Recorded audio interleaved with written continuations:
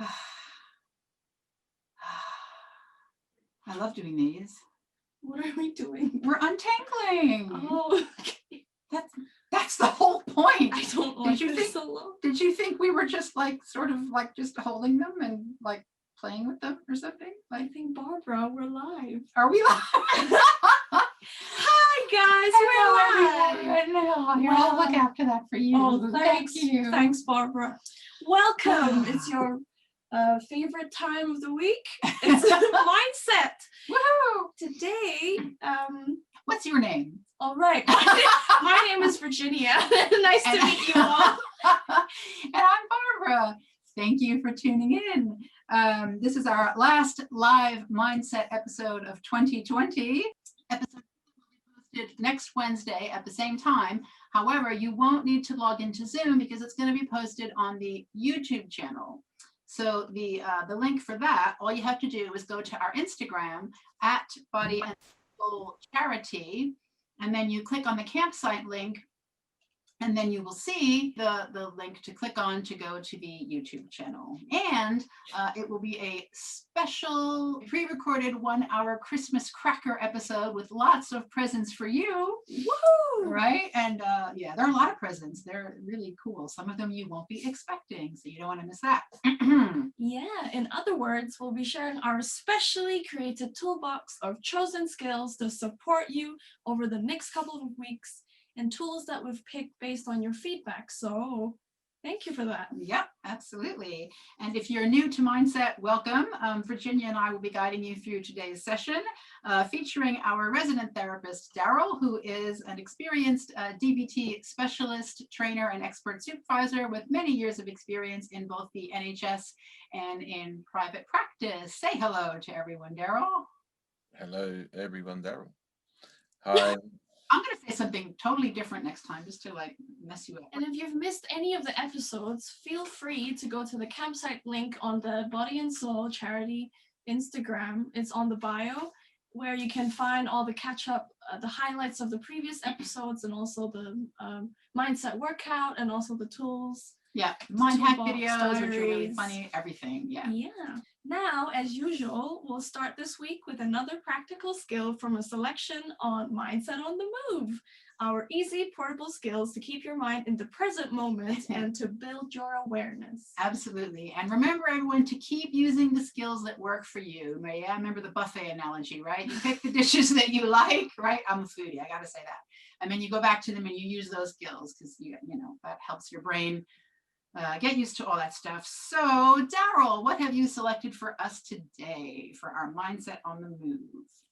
Okay, so hi everybody, welcome. And our Mindset on the Move today is going to be a little bit different to what we've done before, but it's a noticing and an observation exercise. So I'm going to ask you to think of 3 different situations and or 3 different people, and think about the opposite. So what we're going to do for 3 minutes is I'm going to ask you to think about someone that you like, and then I want you to think about all the things that you dislike about that person. Then I'm going to ring the bell after a minute, and I'm going to ask you to think about someone that you dislike, and you're going to think about as many things as you can that you like about them. And then I'm going to ask you to think about someone you're ambivalent to. So someone you have no strong feelings either way for. And I want you to collect things that you like or things that you dislike about them. Yeah. So I want you to notice, you can have some judgments. You will have some judgments. But what I want you to focus on is when you get distracted, I want you to pull your mind back to the task.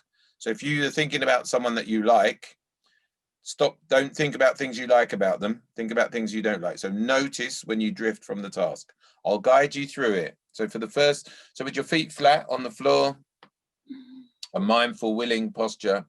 So the first one for the first minute is I want you to think about someone that you like, bring to mind someone that you like, and I want you to think about all the things you dislike about them.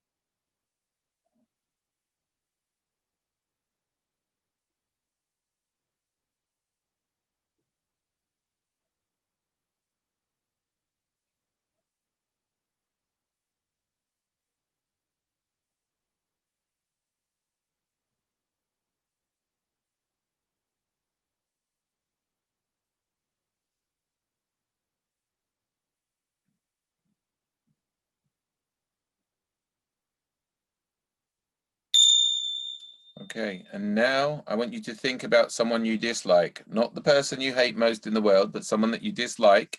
And I want you to think about all the things that you like about them.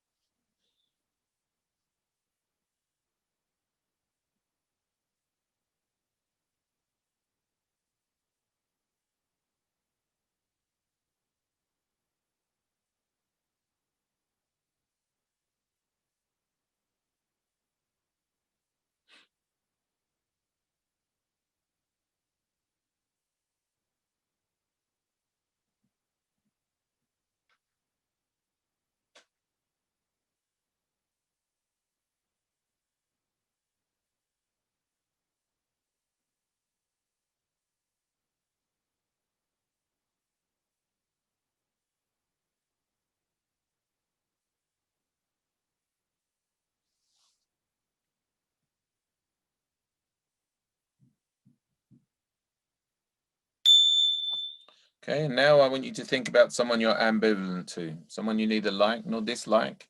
And then I just want you to keep thinking about things that you either like or dislike about them.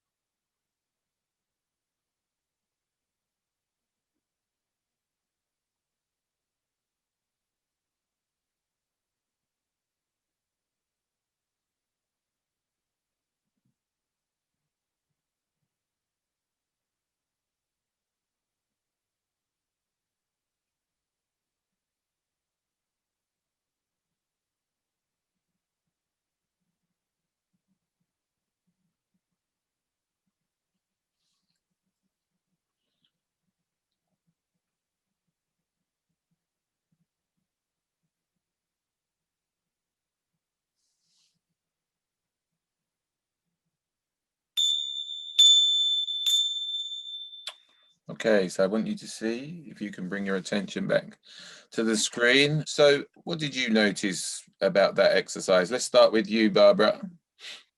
I noticed that it was way more difficult to think about things that I don't like about people that I either like or that I'm ambivalent to. I found it really difficult to think about things that I don't like about people because I tend to just put rose-colored glasses on. And then when I was thinking about things that I don't like about the ambivalent person, I was like, that's so judgmental. I shouldn't be thinking that about them. So I judged myself for that. Right. And I bet in the chat box there's people that are saying similar things as well. So what's in the So Ruby says guilt when thinking of things I disliked about people that I like, and difficulty choosing people. It took some time. And then Chloe says lots of judgments on the task. I didn't like having to think of things I don't like about people. I drifted from the task and I didn't like being judgmental and I judged myself for that. Yeah, I'm with you there, Chloe. Yeah, that's how I So feel. so actually we're just supposed to love every human being in the whole wide world. And if we did, it's what democracy is, isn't it? This is about it's choice. So I think what you've noticed, right, is that we have strong opinions about people. We have judgments about who we should and shouldn't like, and then we compound that by feeling guilty about about not liking people. Well, I'm not sure where the rule is in the world that says we have to love everybody. There are ways in certain countries, there are ways in which we have to treat people, and that's what laws are. And we have morals, which are guidelines about it. And as long as we don't break our own morals and our own guidelines, it's okay not to like stuff. I bet there's loads of people out there that like cheese, and I hate it. Cheese. Cheese. Should I be judging myself for not liking cheese? We're allowed to have, the point I suppose I'm trying to make is that we're allowed to have preferences, and it's okay to have preferences. Yeah, it's what we do. If we go around shooting people we don't like, that's very different to just not liking some people. Because if we don't like someone, we can just steer clear of them. It's okay. Yeah. Virginia, what did you notice? Well, I noticed when I had to think about things that I don't like about the person that I like. I judged myself for being so judgmental. Like, why am I thinking in such a black and white way? Like, and when it came to the person that I feel ambivalent about, I struggled to just think about anything, maybe because I just don't care about that person. I don't know. I usually just put them in boxes. If it's ambivalent, it's just I have no feelings towards Yeah. them. Yeah. It's almost impossible to have ambivalence about lots of people. We either, because this is what humans do, we categorize, and that's okay because it tells us people to be closer to and people to move away from, and so we need that. It's when that judgment turns in on ourselves that it creates it's unnecessary self-invalidation. That's what it is. It's just just an excuse to have a go at yourself. Lucy says, it was difficult at first. For one of the people, I felt a sense of sadness/frustration because whilst they have moments where they can be brilliant and thoughtful, they're also often manipulative and sometimes quite selfish. So I was just thinking how much good they could do if they chose, as they're also quite influential. It was really interesting though. And at one point I also did a list of things that I like/dislike about myself when my mind wandered. And that's a great point, right? About turning it in on ourselves. And if you see people are going one way or the other, right? And what dialectics are about, which is somewhere some of these skills come from, is about living with both of those. If we were to be able to recognize both aspects of another human being and both aspects of ourselves, bits we like about ourselves and bits we don't, we would be much more at peace. Because we can celebrate the things we like, we can work on the things we don't like, and we can also just accept them, and we have a much more balance, and that enables us to think in slightly different ways. So, oh yeah, nobody has to be perfect for us, and that includes us, right? Okay. Yeah. It says, it took me a really long time to learn it was okay to not like things or people, but now I've accepted that. It's made life much easier. Well done. Yes, that's what it does. When you accept, a sense of calm tends to follow. Yeah. Okay. Thank you, Darryl. And thank you everybody that chimed in with comments. That's really helpful. Thank you. It helps everybody. Okay, so now just before we go back to you, Darryl, today, everyone, is part 1 of our interpersonal effectiveness skills for the holiday season. In other words, how to get along with people in your life. So the truth is, most of the time we can be struggling with our emotions, right? And people are often part of the chain of events that can leave us distressed. So Darryl's going to lead us through some skills to help us act effectively in our relationships. But first, we want to check with you at home to see if there are any beliefs that you have around relationships that might be getting in your way. And here is our latest mindset poll. Yeah, we're going to show you a few common relationship myths, and we want you to click on any that you think you might buy into from time to time. Yeah. Or all the time. Yeah, you can. Yeah. Yes, I can see. Yeah, I can see those. You know what? When we get to it, I'll go through them in a little bit more detail, I think. Very interesting. Very interesting. Yeah. Okay. Right, over to you then, Darryl. How does that tie into today's tool of the week? Okay, so today's tools of the week are really about, we're going to use interpersonal skills, and we're going to try and do a little bit on getting what you want and need from other people. So this is about if you have trouble asking for what you want, or you have difficulties refusing or saying no. That's what this is really about. And we're going to look at how to build relationships as well with people. So look, the thing about some of the skills we've given you over the last few weeks are reasonably definite skills. But when it involves other people, what we're really looking at now are what they call probability-based approaches. Yeah. So this means the more of these bits and pieces that you use, the more likely you are to get what you want, or the more likely you are to say no. But the important thing about this is that if you use these skills, what you will do is you'll keep your dignity whichever way. Yeah. So you may not always get what you want. It's not possible to always get what you want. Yeah, that's so let's make that very clear. If I were to ask a random policeman in the street to lend me £1,000, it's unlikely, no matter how, oh, that's a lovely uniform, or you know, you look amazing today. It's unlikely that I'm going to get, I mean, it's unlikely I'm going to get that £1,000. Yeah. So I want you to think about, you know, which one of those do you have more trouble with? Yeah. And when we're being skillful with other people, asking or getting what we want or building relationships, what some people tend to have a difficulty with is balancing their approach. And people that have difficulty balancing their approaches, it's sort of divided into what you call doormats and bulldozers.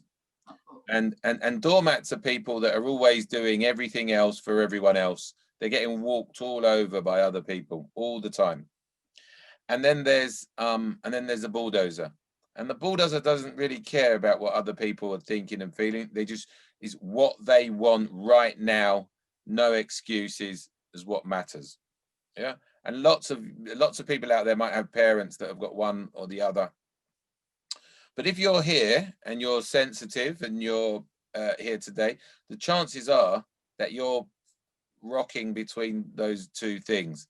You're being, you know, contextually, you're being, you know, you're 20% doormat and 80% bulldozer, or 80% doormat and 20% bulldozer. And actually, neither of those styles work particularly well, and we're looking for somewhere in the middle. Yeah. So I'll give you an example. If you're just always getting walked over, the chances are, the consequences are, is that you will get depressed and burnt out because you're always doing stuff for other people, and it becomes overwhelming. Yeah. So people are always telling you what to do.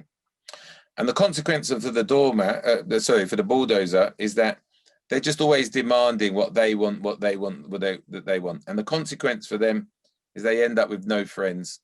And then they feel depressed and sad and burnt out.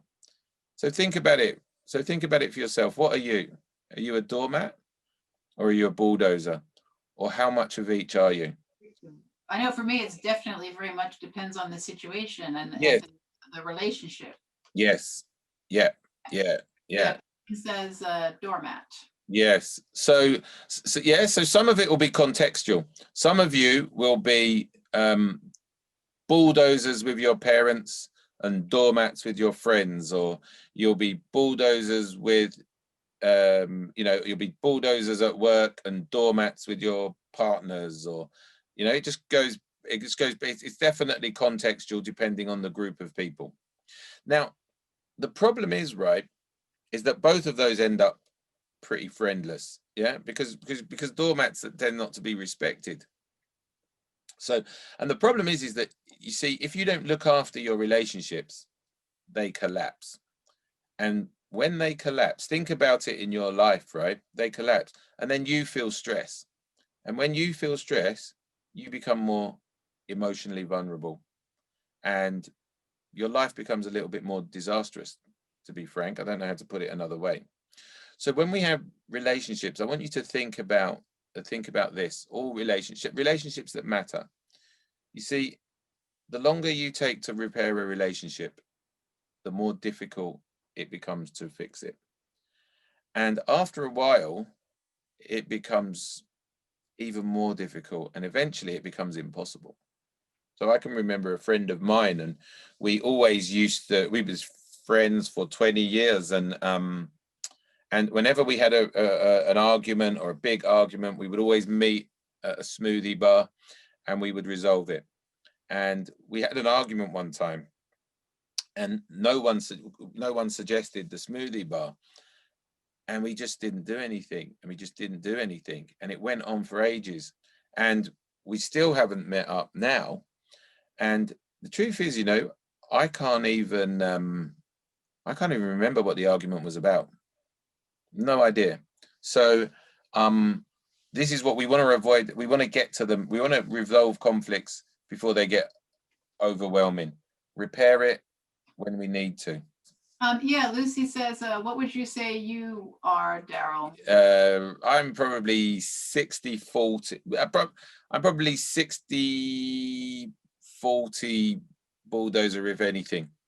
I tend to try and use these skills. Don't always, but I tend to try and use these skills to be neither of those. And that's really what we're aiming for here. We're aiming for neither being one nor the other, and going for what they call the middle path. Yeah. So so what I try to do is I try to divide it up a little bit more in my mind, whether what's important for me. Is it important for the, do I just want to get what I want? Do I want to keep the relationship? Is that more important than getting what I want? And then the other issue I tend to take into account is my self-respect. Like, how do I want to feel about myself after the interaction? So the way I look at it is I try to prioritize it. Is what I want. Do I want to keep the relationship? Or is it my self-respect, the way I'm acting? And then I move those around constantly. And I use different approaches if I do take either of those. And I think you'll see those. I think we're going to show you some of those next week. So if you log on to the pre-recorded next week, you'll see some of these play out, Lucy. So the idea is sometimes we need to get people to change. And so what I want you to think about out there is, what pulls people in towards you? Yeah. What makes people gravitate towards you, and what pushes them away? So just thinking about that generally. Barbara, what about you? What pulls people in and what pushes them away? What pulls people in, I think, yeah, I'm a good listener, and I ask them questions about themselves. I'm quite curious about people.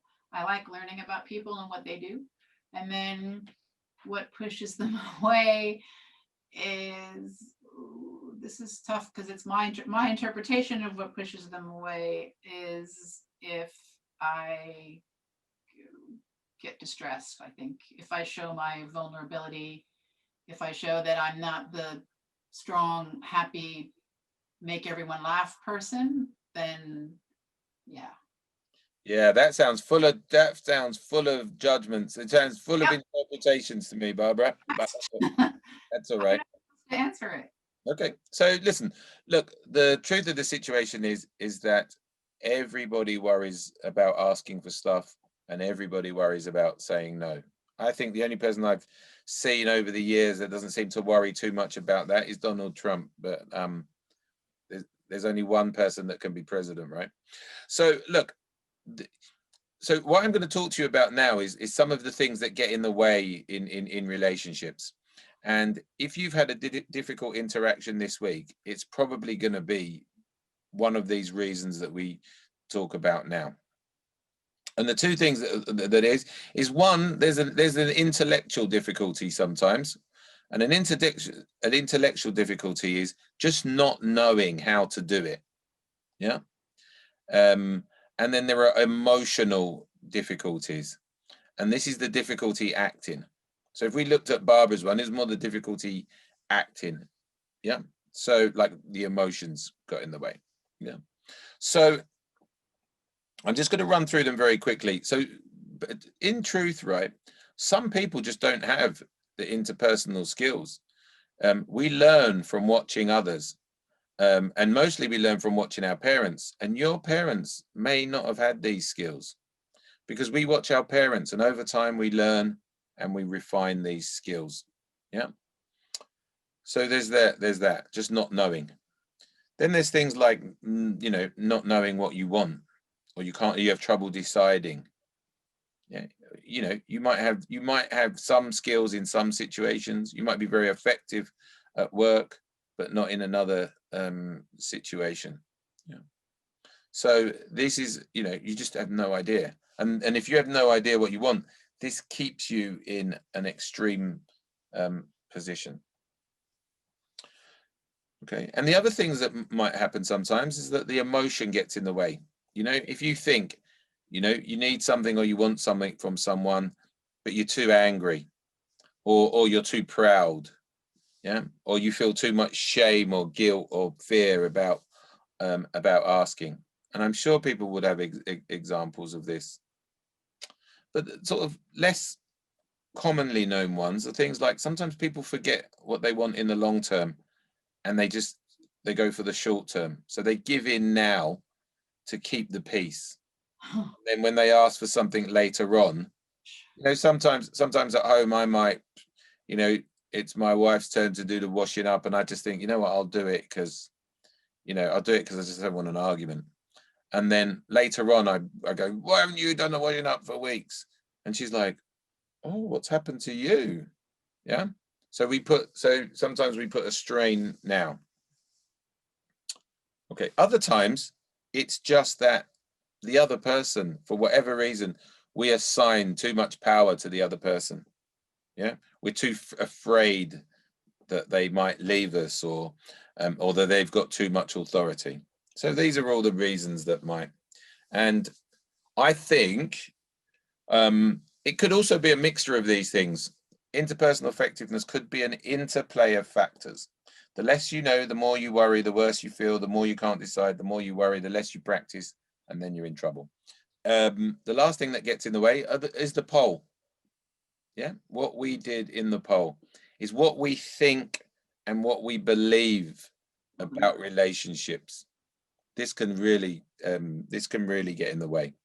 And I'll show you, right? And I'll show you that when we look at the poll, you're going to see that how these beliefs get in the way, and we're going to challenge.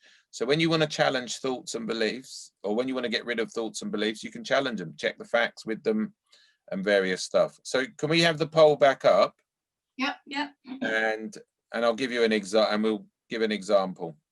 Okay, so if we just have a quick look at, let's have a look at the biggest one first. Okay, so the myth was they should have known that their behavior would hurt my feelings. I shouldn't have to tell them.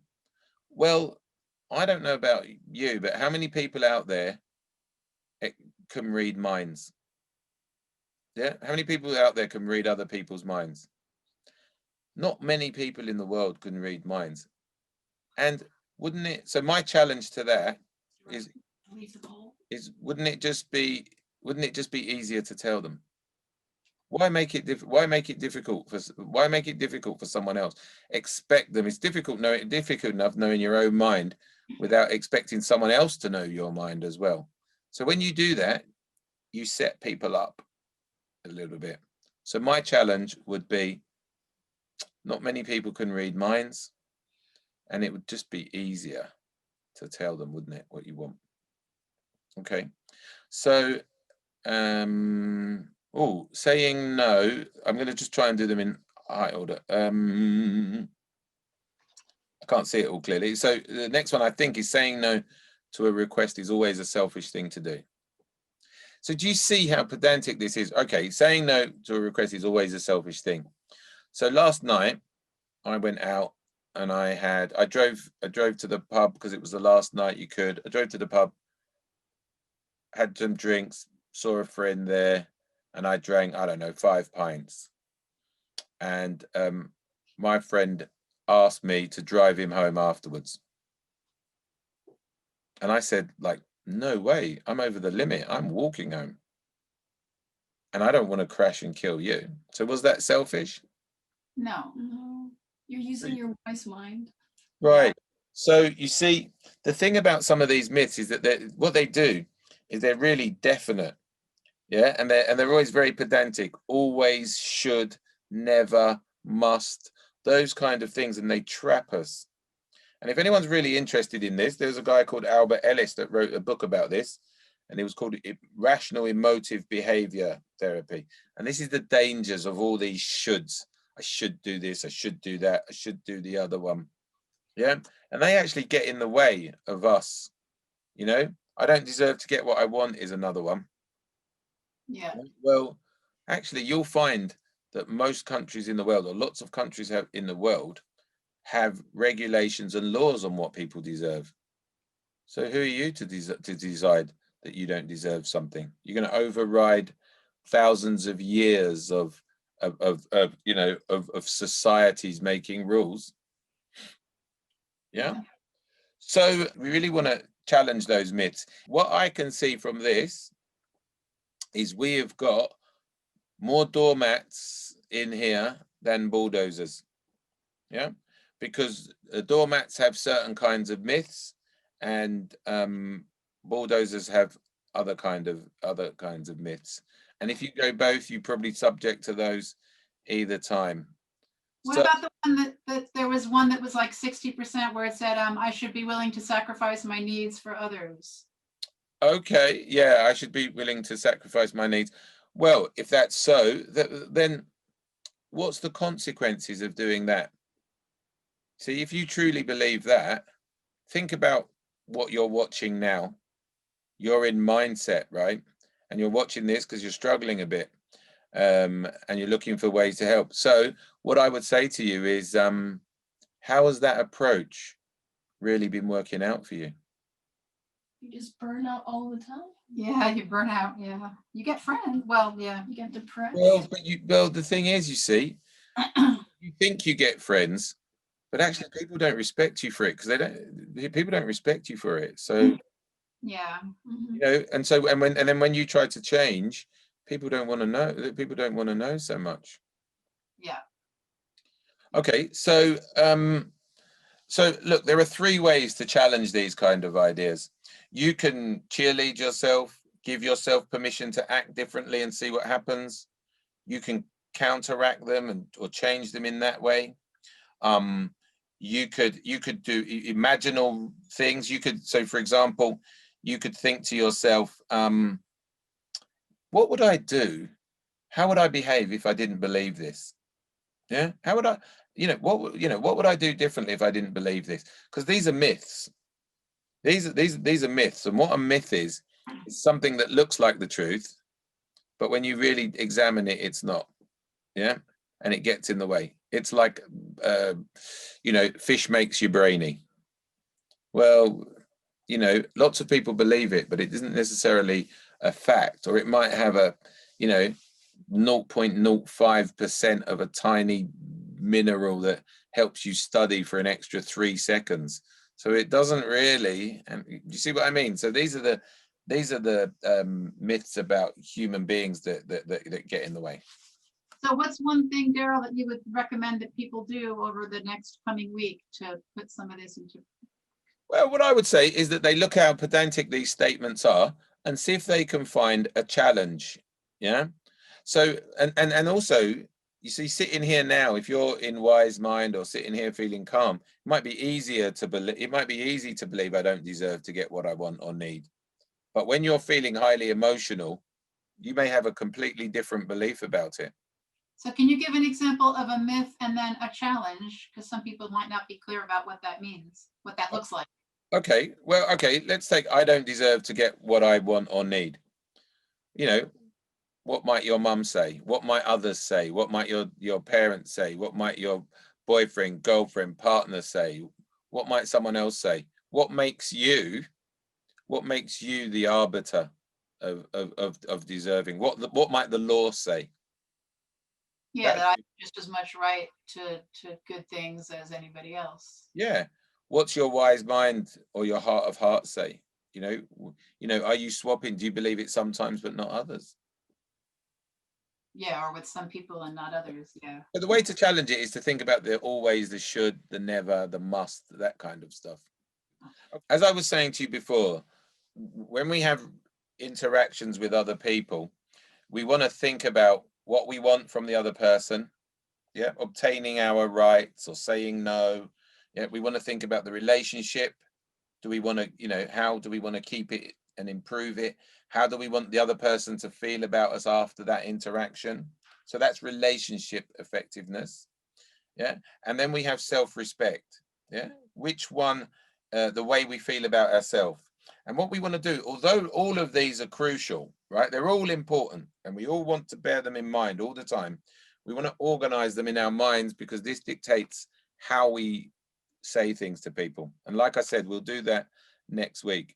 You see, if you don't know what you want when you interact with someone, it's going to be difficult to get it. So you need to consider and know what you want. Yeah. This is not like popping into a charity shop where you have a little look around and if you see something you like, you buy it.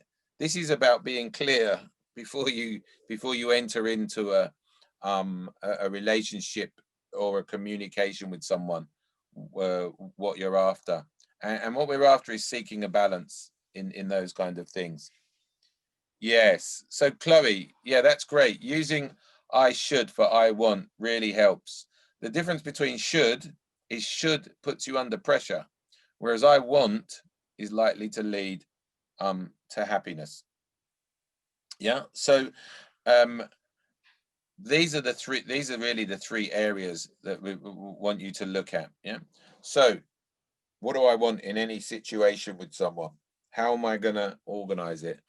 So even when I buy a train ticket, right, I still need to work out what's more important, what I want, the relationship with the person, and the way I feel about myself for the way I asked. So if I'm running for a train and I'm late, I still need to be polite to the person, but I'm not thinking about the relationship long term, right? So I take it into account, but I'm probably never going to see that person again. Yeah. My goal is to get the ticket, but the relationship how I treat that person will influence whether I get it in time to jump on the train. Yeah. And then how I feel about, if I go in there and shout and scream at the person behind the thing, later on, I may regret the way I spoke to them. Yeah. Okay. So that's the things for you to consider. And I think we could probably leave it there, and maybe we can pop some stuff on Instagram about the factors to think about in being effective. Okay, thank you for that, Darryl. I'm sure everybody really appreciates that. So these are your tools to practice this week. Yeah. And don't forget, you'll get a weekly reminder email from us with the link to all the resources, including this week's mind hack video. Yeah. You guys It's a better good one. watch that. And if you're watching this on YouTube, you can also find everything on our campsite link in the bio of our Instagram page at Body and Soul Charity. And our holiday playlist competition is still going on. Going very, very strong, I have to say. Yeah. Lots of songs. Mm-hmm. Yeah, so the playlist is about songs that get you out of unwanted emotions. And so if you have any, please send us via Instagram direct message at Body and Soul Charity by midnight this Sunday, everyone. That's the deadline to win. That's right. What should you do if you don't have Instagram? So what you can do is you can email us, mindset@bodyandsoulcharity.org.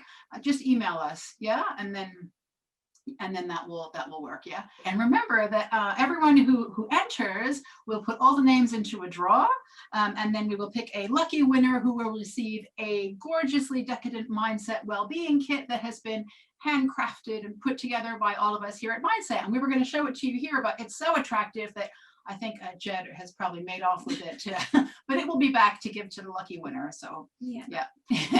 And so that's it for this week's mindset. If you get a chance, do spread the word to people who want to further develop their mindset. And remember that you can send in any questions that you have during the week about emotions or skills that we've covered to mindset@bodyandsoulcharity.org. After the holidays, our new mindset series will kick off on Wednesday, 3rd February 2021. Woohoo! Mark the date in your diaries, please. Yes. Right? New year, new mindset. And if you're already registered for this series, by the way, you don't need to sign up again, okay, for the continuation. You will receive a reminder closer to the time, but we are telling you to put that date in your diaries now. And importantly, we want to tell mindset viewers that this is not crisis support. So if you find yourself unable to keep yourself safe for the next 24 hours or the next week, please, please, please, if you're at university, go to your well-being service or crisis support or to the nearest A&E department. The Samaritans can also be reached at 116-123. And we hope that you'll stay with us over the holidays and beyond. So in the meantime, keep working on your mindset. Bye, everybody.